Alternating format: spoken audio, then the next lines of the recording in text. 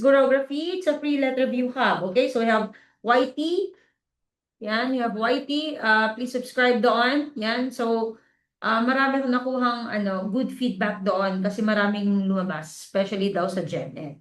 Okay. At saka especially din kasi um, maraming mga nagre-review sa akin. Sinasabi after exam, maraming yung message sa akin, no, ito yung lumabas, coach, ganyan-ganyan. So, dinadagdag ko. Ayan. Okay? So, let's start. Okay, so ito yung ating table of specification. Yan, so if you are social science major at gusto niyo for 299, may PDF na and everything else. Ayan, then you can just PM me. Okay, so recall round tayo. Okay, so taboo originated from which language? Okay, Polynesian ba yan? Or Malay? Okay, so taboo, which means prohibited.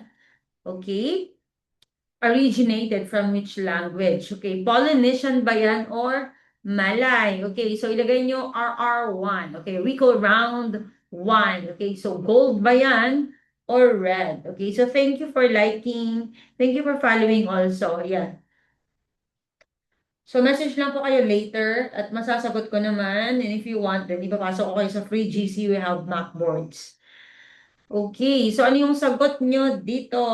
Sagot nyo dito, RR1, gold ba yan or red? Yan. Actually, 9 o'clock every 9 o'clock yung ating, live. Okay, so TTHS. Yan, TTHS. Pero 10 ako ngayon kasi na brown out. Alright, yellow, sabi niya. And let's reveal, and you are right. Okay, so the answer there is Polynesian. Okay, it's tapu. Okay, it's actually TAPU.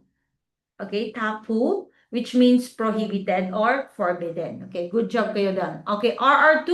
Who coined the concept of participant observation? Okay, so Edward Lindemann ba yan? Or Bronislaw Malinowski? Ayan. So, ang tanong ko dyan ay, sino yung nag-coin? Ayan. Kasi iba yung nag-coin, iba yung nag-develop or nagpauso. Okay. Yan. So alam natin ang participant observation you observe the people and their culture na natural setting sila. Okay, so is it red or is it yellow? Okay? All right. So sabi niya RR2 red and okay, mali. Dapat ang sagot diyan ay yellow. Okay, Edward C. Lindemann. Okay, siya yung nag-coin. Pero sino yung nag-develop? Bronislaw Malinowski. Kasi ito yung nung nag-ano siya, pinag-aralan niya, okay, yung Trobriand um tribe. Okay, yan. Okay, ito naman, marriage outside one's own group is called, okay, endogamy ba yan or exogamy? Yan. So, marriage outside one's own group is called endogamy ba yan or exogamy? Pakitap-tap na rin yung ating live habang nanonood kayo. Yan. Okay, RR3 red, sure na to, sabi. Okay, alright. So, if maalala nyo pa sana yung ating mnemonics, okay? Maalala nyo ba yung ating mnemonics dito? Alright, and of course, the answer is, ay, ano ba yan? Bakit mali-mali yung pinaglagyan ko? Okay, the answer there is exogamy. Tama kayo, kasi exo is exit. Okay, yan. So, lumabas ka sa sarili mong group. Okay, and you married there. Okay, so exogamy dapat ang sagot nito, ha? Ang endogamy is endo. Ang ating mnemonics door is indoor. Indoor. Okay, so inside. Alright, so once again, the answer here is exogamy. Mali lang yung pinaglagyan ko ng chat. Alright, lasing ata, lasing. Okay. Ito naman, what does the term emic mean in research? Okay, so outsider's perspective ba yan? Or insider's perspective dapat? Ano nangyayari dito? Okay? Alright, so what does the term emic? Yung yellow ba na outsider or red na insider? Okay. Alright, pakitap-tap naman yung ating live, guys. Yan, tap-tap-tap para ano. So far, hindi na tayo na RR. no, na-restrict. So, yan, kaya may nakapasok na 14. O, ngayon 14. Ay, nako, na-miss ko na talaga yung maabot tayo ng 200, 300. Ay, nako. Pero marami talagang nangyayari na ganito sa TikTok ngayon daw. Napaka Alright? So sabi niya, RR Yellow. Okay, so yung outsider ba yan or insider? Alright? And the answer there is, okay, so the answer there is insider. Oh my God, hindi ko ba naayos to? Hmm, hindi ko ata, naayos to. Okay, so, kasi di ba ang ethic is outsider. Okay, ethic, kasi T, ethic, tourist. Di ba? Pag tourist ka, outsider ka. Okay, yan. Okay, alright, so that should be insider. Okay, insider. Alright, okay, ito naman. Baka mali na naman yung chinek ko dito. Oo, parehas nga. Yes, kaya sabi ko kanina, insider. Okay, insider. Okay, lang sagot ko na insider ha. Ayusin ko na lang yung yung PowerPoint niya. Okay, ang PDF niya. Alright, which river is claimed to be a commercially important artery flowing through Manila? Okay, so Marikina River ba yan or Pasig River? Alright, social science major tayo, okay? Gen Ed, Prof Ed is Tuesdays, Thursdays. Okay, so again, which river is claimed to be a commercially important artery flowing through Manila? Okay, so Marikina River ba yan or red na Pasig River? Okay. Alright, so sabi niya red, yellow, sabi niya. Nagkaiba. Alright, okay. And the answer there is, okay, it should be Pasig River. Oh my God. Hindi ko ata naayos tong recall round natin. Okay, hindi ko naayos ata. Alright, so Pasig River, kasi ang Marikina River is a tributary lang ng Pasig River. Okay? And we are talking, pag sabi mo commercially important artery flowing through Manila. Okay, so ibig sabihin to major siya. Okay, and of course the answer there is Pasig River. Okay, my apologies. Okay, hindi ko naayos ng maayos. Yan. Okay, so ngayon, dati kasi yung dalawang diagnostic test ko na dalawa, hindi ko sila kinategorize. Okay, ngayon, pero ngayon pre-qualifying test na tayo. So kinategorize ko yung ibang questions. Yan. Okay, so governance and politics tayo. Okay, yan. Okay, number 1. Prisoners from city jails nationwide are complaining about the detention rooms they occupy. Okay, so what does the Philippine Constitution prescribe regarding penal facilities? Okay, so A, well-ventilated and fully furnished rooms. B, state-of-the-art penal activities. C, penal facilities not under subhuman conditions. And D, fully air-conditioned rooms. Okay. Yan. TTHS every 9 p.m. tayo. Ngayon lang tayo nag-start ng 10 p.m. kasi na-brown out, guys. Na-brown out ng mga 8. Magda-9 na ata na brown out. 8:30. Ganon. Ano ang sagot nyo dito? Lagay nyo yung number. Number 1. Ganyan. Okay. So, sabi nila, letter A. Okay, lagay nyo yung number ha. Letter A, tapos may sumagot ng letter C. Okay, so sige nga po, do you think na oo nga naman kasi well-ventilated, okay? And fully furnished rooms, pwede pa siguro yung well-ventilated, di ba? Pero yung fully furnished rooms, di ba? Alright, so the answer there is penal facilities not under subhuman conditions. Okay, yan. So, nasa ating Bill of Rights yan. Okay, so sabi niya sa article Bill of Rights section 19, okay, 2, yan, sabi niya, the employment of physical, psychological, or degrading punishment against any prisoner or detainee, or the use of substandard or inadequate penal facilities under subhuman conditions shall be dealt with by law. Yan, okay, yan. Okay? Number 2, if you agree that the United States is a neo-colonial and imperialist state due to its broad political, economic, and cultural influence, What could be your response? Okay, A, yes, the US has colonies such as Guam and Puerto Rico. Letter B, no, this relationship is productive, liberal, and progressive. Okay, C, yes, the US is an imperial power. And D, yes, the US dominates political affairs. Okay. Yan. So if you agree, sabi niya. So if you agree, nag-yes ka ba doon or no? Yan. So at least may matatanggal ka na letter B dyan. Yeah, okay, sinabi ko na. 'Di ba? Matatanggal mo na.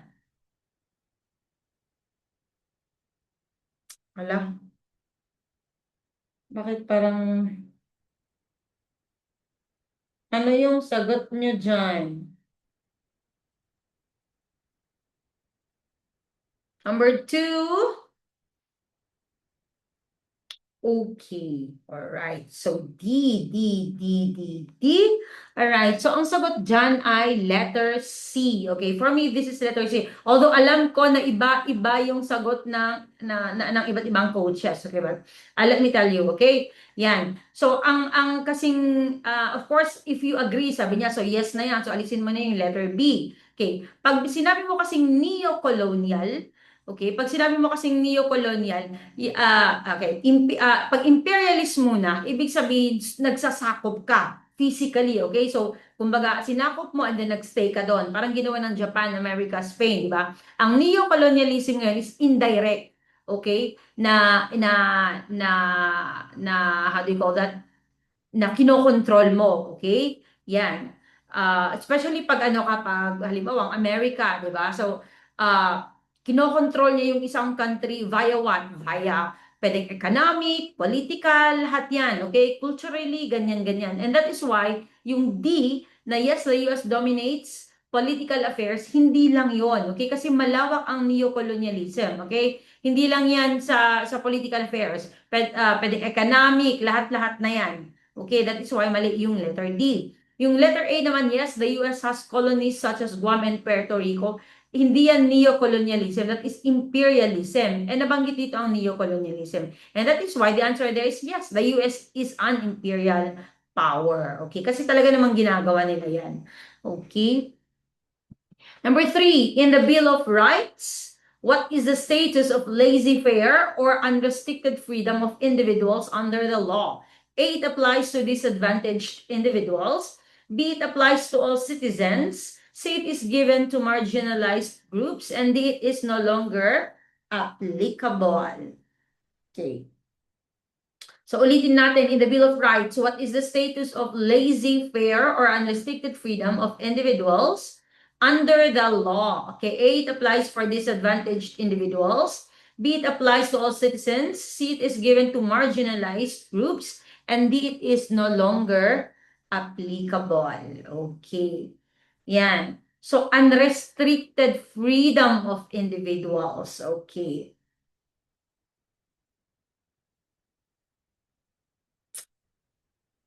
Okay. Letter A and letter B. Okay, B. Meron ba tayong unrestricted freedom? What do you think, guys? Meron ba talaga tayong unrestricted freedom? Oh, biglang may nagpalit. Okay, so the answer there is letter D, tama. Okay, kasi pag tignan mo yung yung Bill of Rights, marami mga nakalagay doon. For example, sabi niya, you have the right, for example, we have the right to freedom of speech, mga ganun-ganun. Pero meron din mga clause na subject to such limitations as may be provided by law. Okay? Kasi hindi pwede na meron tayong unrestricted freedom. Okay? Yan. Yes, unrestricted. Tama. Okay, yan. It cannot be. Ano kayo dun sa laissez-faire. Okay, nag-focus kayo dun sa laissez-faire, okay? Yan. Laissez-faire doon sa economics, 'di ba? Pero we are talking about the Bill of Rights here. Okay, but it's okay. Kung mali, okay lang. Okay, ngayon lang naman 'yan. Basta tama next time sa Act Y. Alright? Okay, so ito naman. Ito naman is ano sa economics naman tong laissez-faire na to. Okay? So isiningit ko na lang, okay? Para kahit alam mo 'yun, yung paulit-ulit spiral ba? Spiral curriculum. Okay, so the phrase laissez-faire originates from which group of early French economists who advocated for a free market economy. Okay, so Physiocrats ba yan na red or mercantilist? Okay, so last time, di ba, nabanggit, kailan tayo nag-live? Nag-live tayo nung nung Thursday, di ba? Nabanggit ko yung mercantilist, kasama yung mercantilist sa options. Okay, and explain ko kung ano yung mercantilist. Di ba? Kaya nga, we learn, pwedeng patse-patse, okay, yung gagawin natin sa ating learning. Okay, so sabi niya, the phrase laissez-faire originate from each group of early French economists who advocated for a free market economy. Okay, all right.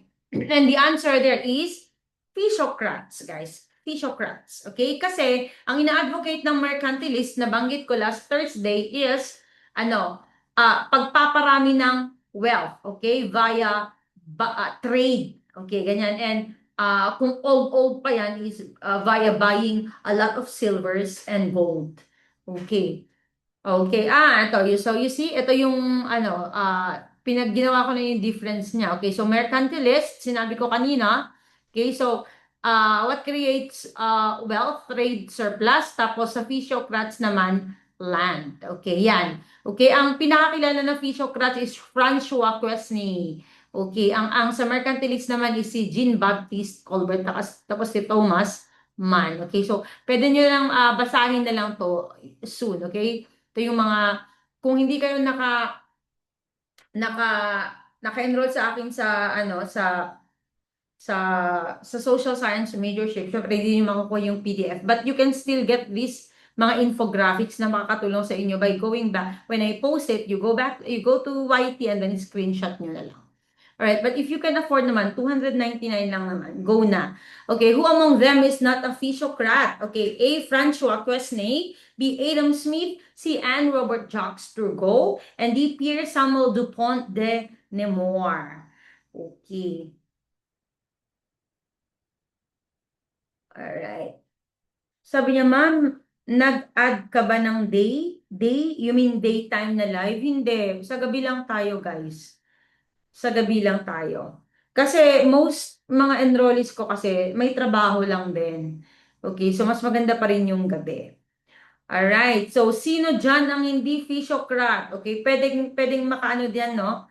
Alright, pwedeng diba? Kasi sabi natin, physiocrats yung nagpauso ng laissez-faire.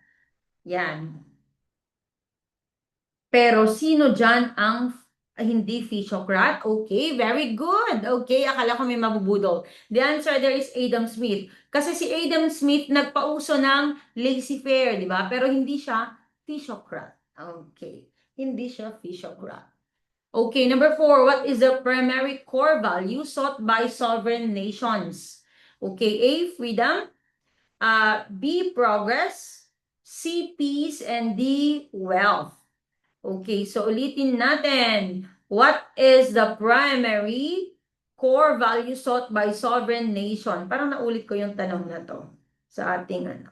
Alright. So, A, freedom, B, progress, C, peace, and D, wealth. Okay, lagay nyo yung number. Bakit parang, or ako yung nalalabuan, or malabo? Parang hindi na po focus yung camera ko. Alright. Malabo ba, guys? Or ako lang? Okay. Malabo ba? Or pagka-farsighted ko to? Alright? Okay, so ano ba ang meaning ng... okay, alright. So the answer there is freedom. Kasi ano ba yung sovereignty? Okay? Sovereignty is yung how do you call that? The authority or the power ng isang nation, okay, na napatakbuhin yung gobyerno nila na walang outside forces or hindi nangingialam ng mga outside forces, okay? And that is why the answer there is freedom. Diba? Yon. Meron kang freedom na i-govern yung sarili mong nation. Okay, number 5, which of the following is not included in the pardoning powers of the president? A, minsan lumalabo, coach. Kaya nga eh. Very strange. Okay, so ulitin natin. Which of the following is not included in the pardoning power of the president? Okay, so A, remitting fines and forfeitures. B, granting pardon in election cases. C, granting reprieves. And D, commuting penalties. Okay. Sabi niya, granting pardon. Granting pardon ba yan? Okay, pag-isipan nyo. Okay, so may sumagot ng C, granting, uy, reprieve. So, number 1 yan, guys, yung reprieve. Diba? Commutation, reprieve, amnesty, yung mga ganon. Okay, so the answer there is tama. Okay, so, wow, smorgasbord tayo. A, B, C, may nagsumagot ba ng D? Sumagot ba ng D? Okay, so A, B, C lang tayo and the answer there is letter B, granting pardon in election cases. Okay, so I will show you. Okay, ganyan. So tignan nyo, etong ano, dito sa Article 7, okay? Article 7, Section 19. Article 7 is executive, di ba? So Article 7 is, sabi niya, the president may may grant reprieves, commutations, and pardons. Tapos nagre-remit din ng fines and forfeitures, provided na meron na siyang conviction by final judgment. Okay. Pero dito sa BPAP Resolution number 24 for something, okay, hindi naman lumalabas yan. Okay. So dito sa number 2, okay, sabi niya, in cases involving of election laws, rules and regulations, blah, blah, blah, sabi niya, Philippine Constitution without the president, okay, yung president hindi siya pwedeng without the favorable recommendation ng COMELEC. Okay, yan. So hindi basta-basta. Okay, yung pagdating sa election cases, hindi basta-basta na makaano yung president. Okay? Yan. Alright, so ito yung ano lang, parehas lang din yun. Pinalaki ko lang yung yung Article 7, okay, para mas mabasa nyo.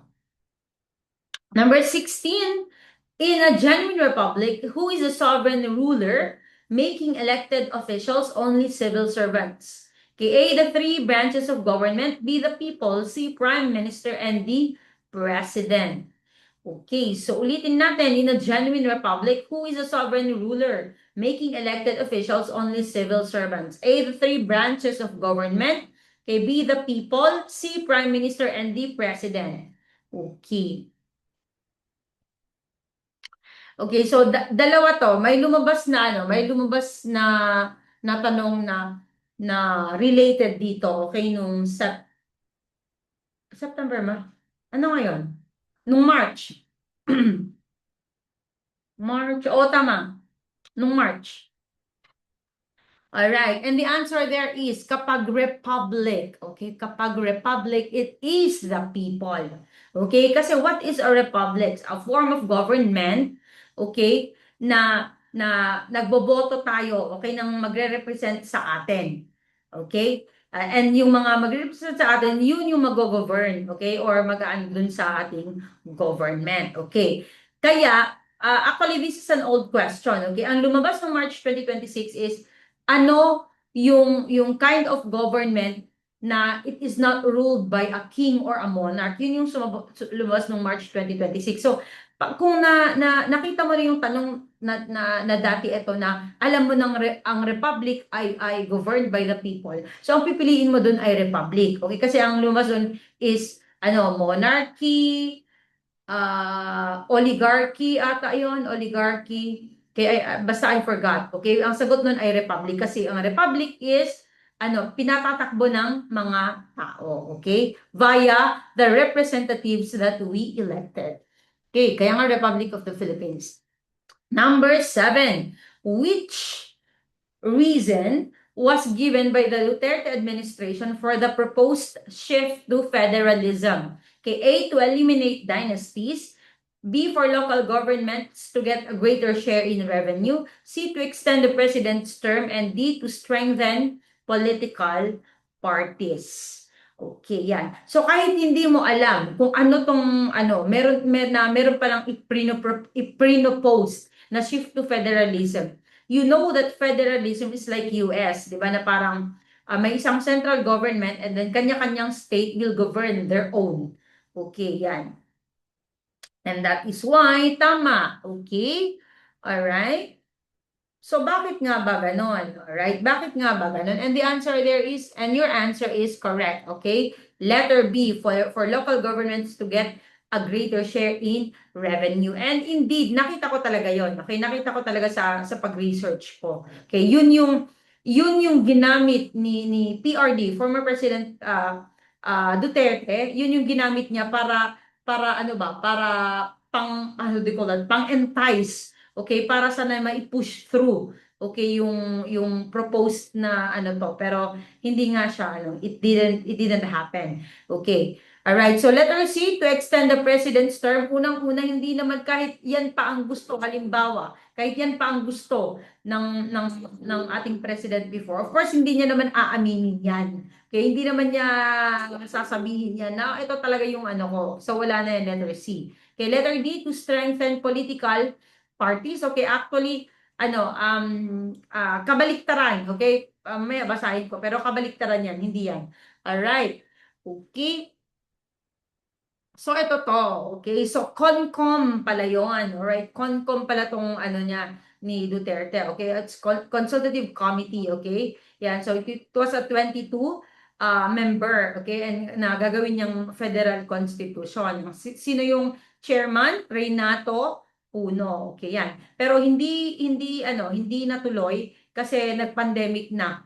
Alright, ganyan. Pero ang ibinabati ko sa kanya noon is, gusto mo lang extend yung term mo eh. Parang gano'n, okay. Parang hindi ko to na ano, parang hindi ko to na, how do you call that? Hindi ko to namalayan, okay? Pero it happened. Ayan. So, final draft was submitted nung July 9, 2018 and then came pandemic and then wala na. Okay? Didn't gain popularity ba? Ganun. All right. Number 8, which of the following statements is incorrect? Sabi niya, A, the vice president may be appointed as a cabinet member. B, the vice president has the same qualifications as the president. C, in case of death of the president, the vice president acts as president. And D, the vice president may not be re-elected. Okay. So, ano yung mali dyan?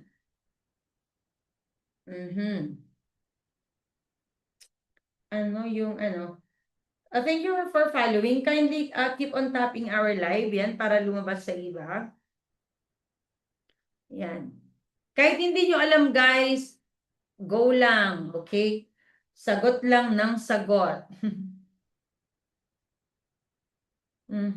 Ano dyan yung hindi totoo? May sumagot ng D, sabi niya, okay, let's see, A, okay. D, okay, mas maraming D, okay, lagyan niyo yung number ha. And tama kayo, very good. Okay, the answer there is letter D, the vice president may not be re-elected. Kasi pwede, okay? Di ba ang president, they cannot be re-elected, okay, after serving 6 years, di ba? Pero ang vice president, they can be re-elected twice, okay, 2 terms, 2 consecutive terms. Okay, yan. Yung sumagot ng A, the vice president may be appointed as a cabinet member. Pwede, di ba? Kaya nga po si VP Sara was sa DepEd siya. Okay, yan. Yung B, tama naman, the same qualifications, 40 years old, blah, blah, blah, citizen of the Philippines, blah, blah, blah.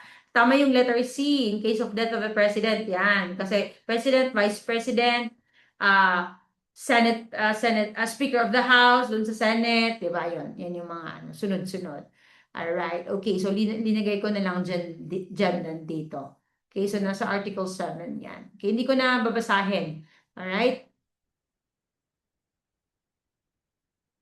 Number 9. Review namin yan kanina. Oh, really? Socksai major din ka, Sir Josh.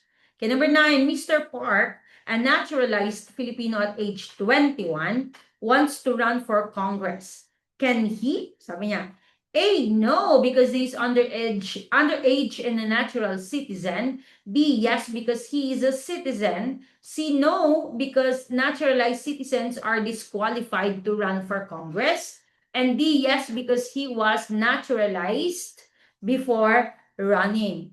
Okay, so again, 9, Mr. Park, a naturalized Filipino at age 21, wants to run for Congress. Can he? A, no, because he is underage and a natural citizen. B, yes, because he is a citizen. C, no, because naturalized citizens are disqualified to run for Congress. And D, yes, because he was naturalized before running. Okay. So, ang naturalized Filipino ba, basically, halimbawa, makakaran. Okay. Sabi niya, may sumagot ng, A, B, C. Okay, A, B, C, A, B, C, A, B, C. Alright, and our answer here is letter C. Okay, no, because naturalized citizens are disqualified to run for Congress. Okay, kasi di ba, uh, from president hanggang sa hanggang uh, sa hindi local, okay, is nakalagay doon talaga, reiterated dapat doon na natural citizen. And then yung sa pababa, mga local, okay, hindi naman na-reiterate lang. Nakalagay doon is as a citizen of Philippines. Hindi nakalagay doon na dapat natural. Okay, so kung pwede pa, okay, kung pwede pa, kung ang tanong doon ay kung sa local offices, okay, pwede pa kasi hindi naman nakasaad talaga, hindi klaro, okay, yung ating batas doon, okay? Pero pagdating sa Congress, okay, kasi national na yan, dapat talaga natural citizen, alright? And besides, 25 dapat pag Congress, okay, at least 25. Okay, o nga lumabo na naman, ayan. Okay. Ito yan, okay? Okay, so pag House of Representatives, natural born, 25 years old, able to read and write, registered voter, and resident of the district. Okay, so NAR. Okay, N-A-R-R-R, NAR. Okay. Yan, dapat klaruhin din. Marami pala talagang sa ating batas, marami talagang hindi klaro. Okay? Yan. Kaya yan dapat yung as the need comes is baguhin dapat or iklaro man lang. Okay, parang yung din, yung ating batas sa political dynasty, nakalagay doon na bawal ang political dynasty pero hindi naman talaga klaro kaya nananaig pa rin ang political dynasty. Okay. Malabo po, parang yung nangyari sa amin. Hugutan ko nga din sana mas malabo pa sa hugutan ko nga lang sana pero nagsawa na ata yung mga listeners ko sa kakahugot ko kaya hindi na ako humugot. So, ikaw na ang humugot. Malabo po, parang yung nangyari sa hug, hug, hug.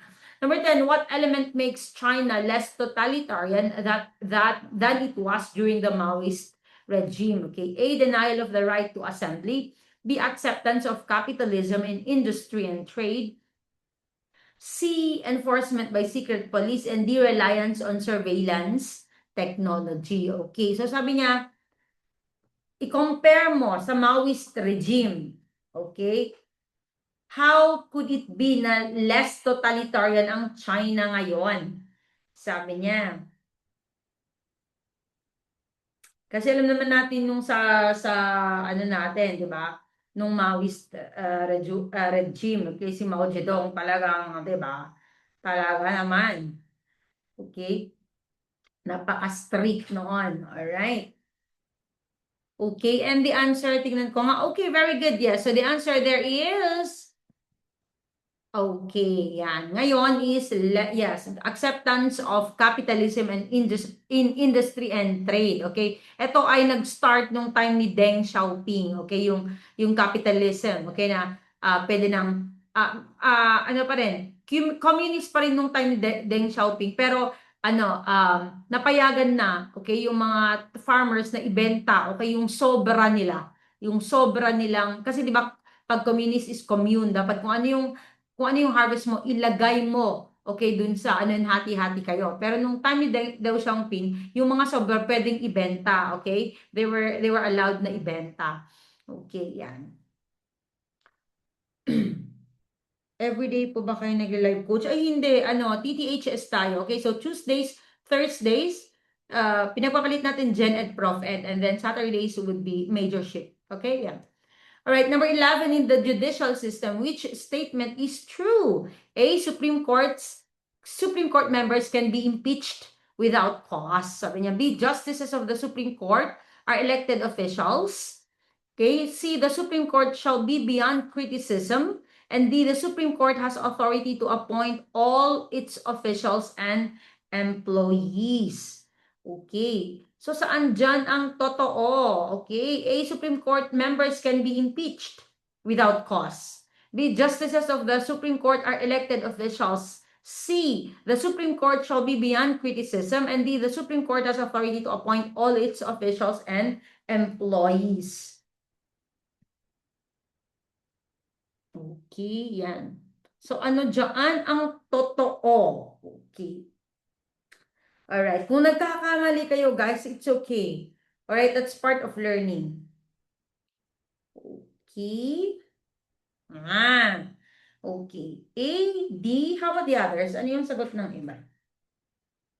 B, A, B, D. Wala, A, B, D. Wala sumagot na letter C. Wala ba? Walang sasagot sa letter C. Yan, so, ayan, feeling ko may mga bagong nakakapasok ngayon. So, message lang kayo sa blue app ko. Okay, sa FB, may daily mockboards tayo. Okay, pero ang ginagawa ko na ngayon is pinopost ko na ng Sunday yung 5, Monday to Friday, and then ina-unpublish ko na lang the next Sunday. Okay, para mas marami kayong time para sagutin. Pero, chinank ko pa rin siya na 30 points each. Okay, para talagang pag sinasagot nyo is nanamnamin nyo yon. Okay, para hindi kayo nagmamadali kasi alam ko, boring. Okay, see ako na po. Okay, libre yan, libre.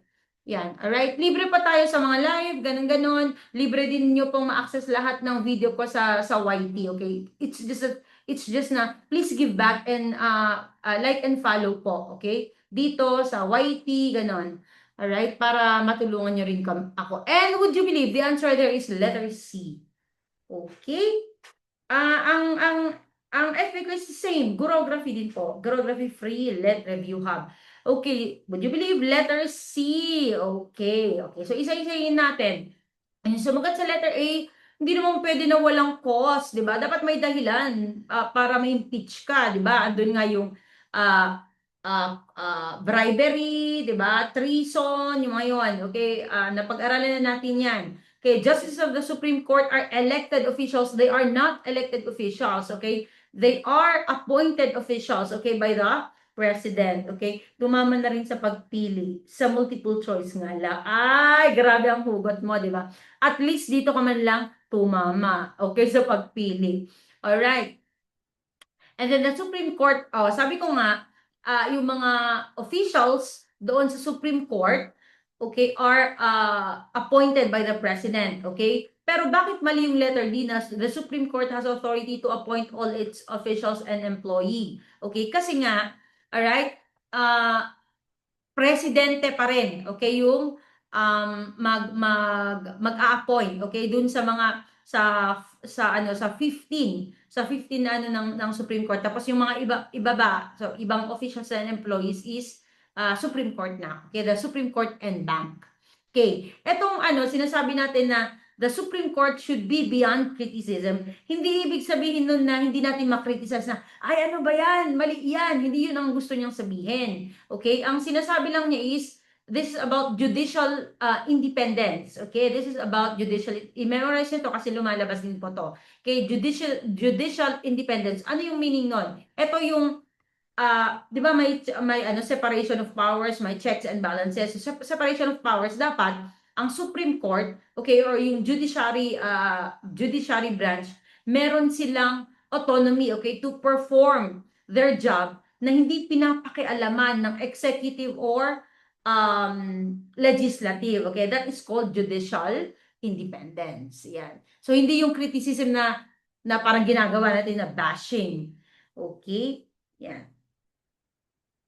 All right, number 12, which will legally serve as a shadow government to fiscalize the ruling democratic administration. A, majority Senate. B, churches. C, people power and the opposition party. Again, number 12, which will legally serve as a shadow government to fiscalize Okay, the ruling democratic administration. A, majority Senate. B, churches. C, people power, and D, opposition party. Lumalabas din po ba yan sa TV TED Major? Hindi ako sigurado, pero ano na lang, sa Tuesdays, Thursdays ka, kasi yun yung mga Janet at saka Prof. Ed, ang ano natin. Alright, yan.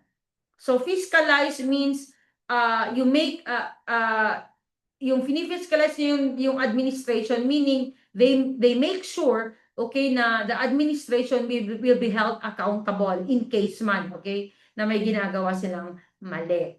Okay. Sige nga. Shadow government, okay, to fiscalize, ibig sabihin binabantayan yung ruling democratic administration. Yes, yes. Actually, SOCSI tayo. Ang ating majorship is SOCSI, hindi social studies. Kasi ang social studies is one of the subjects. Okay yan. Ang ating majorship ay SOCSI. Okay?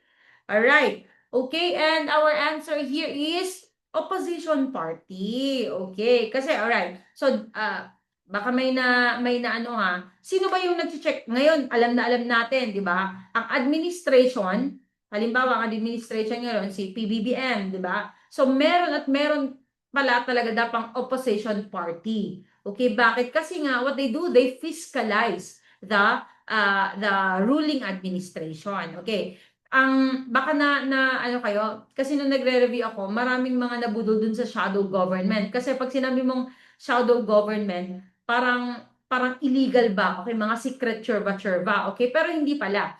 Ang shadow government has two meanings. Okay, yung isa dyan na parang illegal or parang spy. Yung another one is a shadow government, a formal political. Okay, formal political party yan. Okay, yan. Alright? Pag nagche-check, okay, dun sa administration, present administration. Number 13, far from the central government, what is the only region in the Philippines that has its own government as decided by its people? A, CAR, B, NCRC, BARM, and D, Sargen. Okay, so again, number 13, far from the central government, what is the only region in the Philippines that has its own government as decided by its people? A, CAR. B, malabo po, coach, parang siya. Ay, oo nga. Ba yan? Okay, alright. B, ACAR, B, NCRC, BARM, and D, SOCSAR, Gen. Okay, mas malabo pa sa pagtingin ng X nyo, ano? Okay.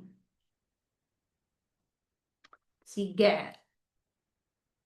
Has its own government. So, sige nga, kung has its own government, ano yung pwede nyong maiisip nyon, okay, na has its own government? It starts with letter A. Okay, it starts with letter A. Ano yung word na yon? Okay? Na pag hindi ka na masyadong pinapakialaman, okay? Hindi pa ako everyday kasi kaka-start ko pa lang. Yan, so talagang everyday akong gumagawa. So, TTHS kasi yung aking live. Okay? So, pag Monday, ginagawa ko na yung PPT hanggang Tuesday yan. Kasi talagang matagal akong mag-research. Yan. And then yung Thursday naman, ginagawa ko na yun Wednesday and Thursday yung PPT and tsaka research. Ganon. So, very good. Autonomous. Yes. And that is why your answer here is letter C, BARM. Okay, yan sa Bangsamoro Autonomous Region in Muslim Mindanao. Okay, yan. Okay, number 14. Okay, so sa mga free, sa mga free, ang ating free live lang for ating social science majorship is until 15 lang. Okay, pero pag naka-enroll kayo sa akin, hanggang 40 points to. Pag naka-enroll kayo, may quiz kayo, may PDF kayo. Yan, ito yung itong ginagamit ko na to, binibigay ko. Alright, and marami tayong mga sessions. Okay, sa mga hindi pa enrolled kay Ma'am Karen, this is your sign to enroll. Oh, Matic High Rater. Oh, yan. Thank you. Di pa ako sa major, pero try ko sumagot kung alam ko. Alam niyo, maganda din yan. Kasi naalala ko nung, kailan ba, Lisa? Yung nag-take nung November, di ba may mga nag-take nung November? Yun, may mga lumabas daw na pang major sa SOCSI pero lumabas sa Gen Ed. Okay? Yan. Okay, sa social science majorship, 299 po yan. Okay, 299 lang. Message lang kayo sa Blue App ko. Yan, may kasama na po yung free. Okay, free ang Gen Ed at saka Prof Ed. Okay, free mock boards. Well, in anyway, kahit hindi naman kayo naka-enroll sa akin sa social science, free pa rin yung Gen Ed at saka Prof Ed natin. Okay, free mock boards, free live. Okay. BED, sumali ka na lang, it's libre. Okay, yan. So number 14, a law that retroactively changes the legal consequences of an act is called a Bill of Attainder, B, habeas corpus, C, lex meteor, and the ex post facto law. Okay, so again, number 14, a law that retroactively changes the legal consequences of an act is called a Bill of Attainder, B, habeas corpus, C, lex meteor, and the ex post facto law. Okay, retroactively. Okay, ibig sabihin, 'di ba? Pabaliktad. 'Yun ang ibig ng retroactive. Okay, babalikan. Okay, sana all binalikan. 299 yung kapalit ng lisensya for live. Grab it. So, oh, thank you, Kyo. Thank you. All right. Thank you so much.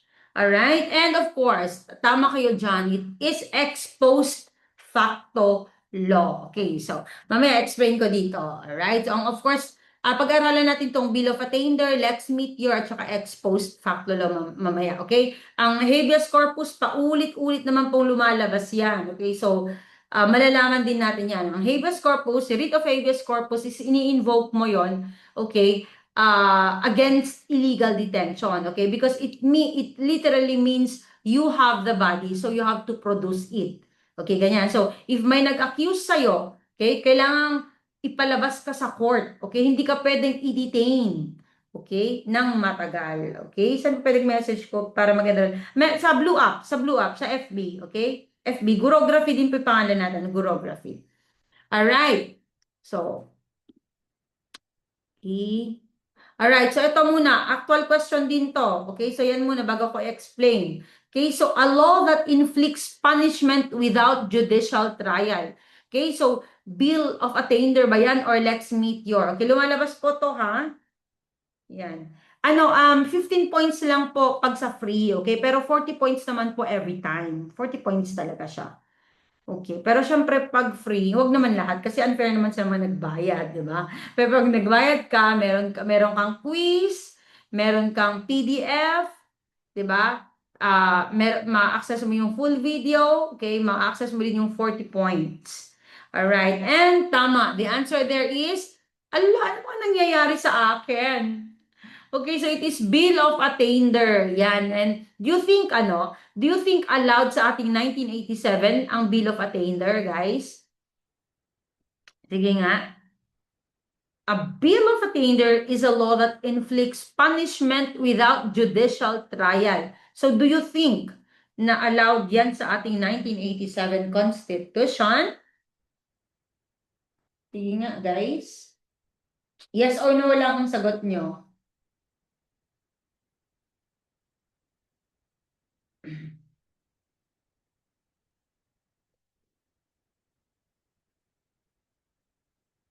Yes or no lang yung sagot nyo. Okay.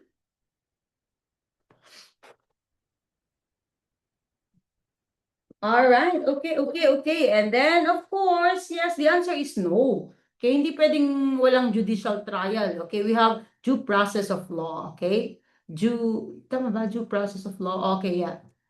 Okay. Number 15.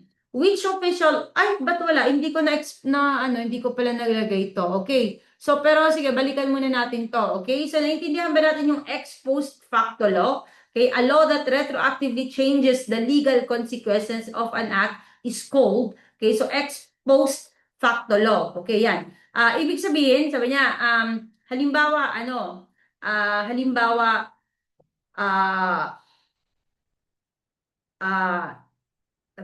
retroactive na ako.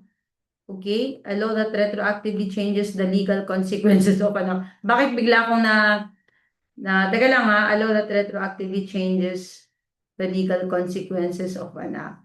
Ba't ako na ano na mental block? Okay, balikan ko yan later. Okay, na mental block ako. Okay, but yung Lex Meteor is allowed yon. Okay? So for example, nakapag ano ka, halimbawa ngayon you committed a crime. Okay, sa Lex Meteor muna tayo ha. Sa Lex Meteor, halimbawa ngayon you committed a crime. Okay? And then yung crime na yun is punishable halimbawa ng 10 years. Okay, yan. And then after 2 months, so ano na-convict ka na, and then napasok ka na sa ano, sa, how do you call that, sa prison. And then after maybe 2 years, napalitan yung law na yon. Ang sabi niya, okay, yung crime na to is magiging 6 months na lang, okay? And that is legal. That is okay, okay? Pero yung ex post facto law hindi okay. Okay, hindi okay. All right? That is illegal. Okay, so I'll try to think of an example. Okay, so for example, sabi niya, ngayon is nakapag-commit ka ng crime, okay? So sabi niya, halimbawa, naka MURDR ka, tapos ang punishment mo ay 10 years, okay? 10 years, parang ganon. And then, biglang nagbago yung law, tapos ano, biglang lumaki, okay? Hindi, ano, ito nung ang law is sabi niya na halimbawa na-commit mo yung ano, na-commit mo yung crime nung 2020. Okay, sabi natin. Na-commit mo yung crime nung 2020. Okay, pero nabago yung law, okay? Na-convict ka nung 2021, okay? Pero nagkaroon ng law na, okay, papalitan na natin yung punishment sa ganitong crime, okay? Lahat ng crime na na-commit nung 2020. Okay, so tapos lumaki yung ano punishment mo. Illegal 'yon. Okay? Kasi na-convict ka nung 2021. Okay, yan. Ayun pala. Ba't ako na mental block doon? All right. All right. Number 15, which official online platform was launched on August 11, 2025 by President Ferdinand Bongbong Marcos Jr. to allow Filipinos to directly report complaints to the government. A, eGov.ph, B, isumbong mo sa Pangulo, C, contact center ng bayan at saka D, ORUS.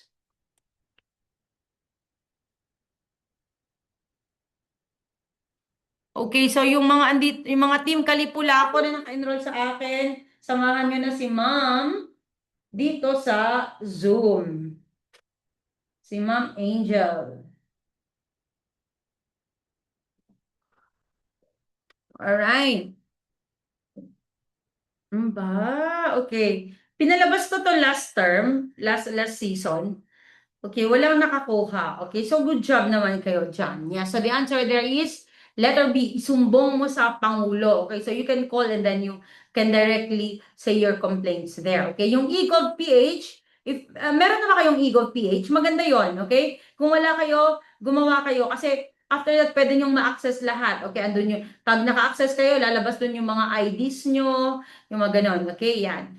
Alright? Ito namang ano, contact center ng bayan. Ito naman yung pwede kang mag-feedback pero sa mga government services. Okay? Pero ang tinatanong nun is pwede mong makapag-complain, okay? Especially dun sa Pangulo. Okay? That's why the answer there is letter B. Yung ORUS naman ngayon, ito ay sa BIR. Okay, yan. So, if hindi nyo pa alam, yan, especially if may negosyo kayo, okay? So, hindi nyo kailangang pumunta sa BIR, okay, para magbayad. Okay, so you just accomplish yung mga form doon sa online and then i-submit nyo lang. Okay, that is all. Okay, okay. So tamang-tamang 15 points yung ating government and politics na question. So soksay, shuffle na po tayo. Okay, so this ends our free live, guys. And lipat na po kayo, guys, dito sa ating Zoom Meet. Okay, dito, Zoom Meet. Okay.